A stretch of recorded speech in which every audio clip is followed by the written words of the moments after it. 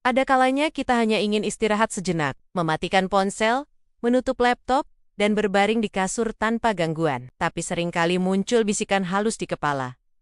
Apa aku egois kalau berhenti sebentar? Lebih parah lagi, orang sekitar bisa saja menilai kita malas, manja, atau terlalu mementingkan diri. Pertanyaannya, benarkah self-love itu sama dengan egoisme? Atau justru sebaliknya? Ia adalah fondasi yang membuat kita mampu hadir sepenuhnya bagi orang lain. Di banyak budaya, termasuk Indonesia, ada narasi kuat bahwa pengorbanan tanpa batas adalah bukti cinta. Anak diajarkan sejak kecil untuk selalu mendahulukan orang lain, menunda keinginan demi keluarga, membantu tetangga meski diri sendiri juga butuh bantuan, bahkan menekan perasaan agar tidak menyusahkan orang sekitar. Seiring waktu, konsep ini menempel seperti hukum tak tertulis. Mendahulukan diri sendiri berarti salah.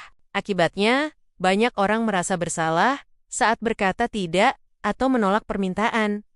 Mereka takut dicap egois, padahal kalau kita lihat lebih jujur, justru terlalu sering mengabaikan diri sendiri yang berbahaya. Lembur tanpa henti dianggap pekerja keras, padahal tubuh hancur pelan-pelan. Mengalah terus-menerus dipuji sebagai rela berkorban, padahal menyimpan amarah dan kecewa yang bisa meledak kapan saja. Self-love bukan narsisme. Ia bukan sekadar mencintai diri dalam arti sempit. Self-love adalah kesadaran bahwa kita juga manusia yang punya batas energi, emosi, dan fisik. Menghormati batas itu bukan bentuk egoisme, melainkan penghargaan terhadap kehidupan itu sendiri. Ada pepatah sederhana, kita tidak bisa menuang dari cangkir kosong.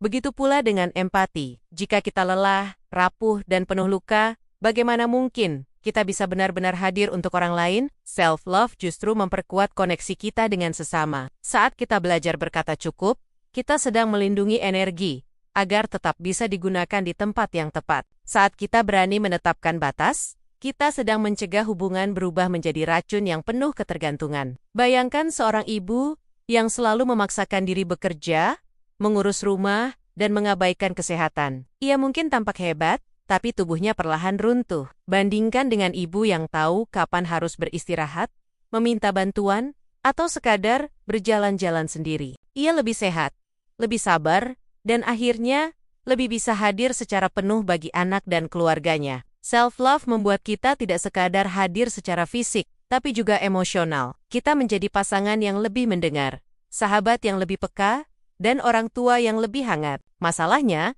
istilah self-love kerap dipopulerkan dalam bentuk dangkal. Belanja barang mahal, nongkrong di kafe fancy, atau liburan ke tempat eksotis. Semua itu bisa menyenangkan. Tapi self-love jauh lebih dalam daripada sekadar memanjakan diri. Self-love adalah disiplin untuk menjaga hal-hal mendasar. Tidur cukup, makan sehat, olahraga ringan, menjaga kesehatan mental, bahkan berani cuti kerja ketika tubuh butuh istirahat. Itu sederhana, murah, dan seringkali tidak instagramable. Penelitian menunjukkan bahwa kebiasaan kecil seperti tidur berkualitas dan berjalan di alam terbuka lebih efektif meningkatkan kesehatan mental dibanding konsumsi barang mewah. Artinya, self-love bukan soal isi dompet, tapi isi kesadaran.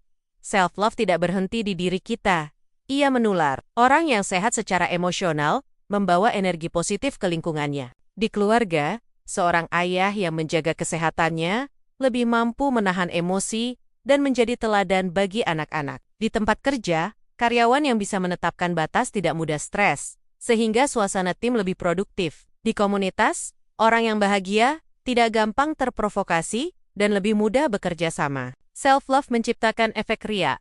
Satu orang yang stabil bisa memengaruhi banyak orang di sekitarnya. Bahkan, dalam skala besar, masyarakat yang anggotanya mampu menjaga diri akan lebih resilien menghadapi krisis. Kita tumbuh dalam budaya yang sering menyanjung kerja keras tanpa henti sebagai standar sukses. Namun, semakin banyak orang menyadari bahwa hidup seperti itu rapuh dan penuh penderitaan, self-love menawarkan jalan lain.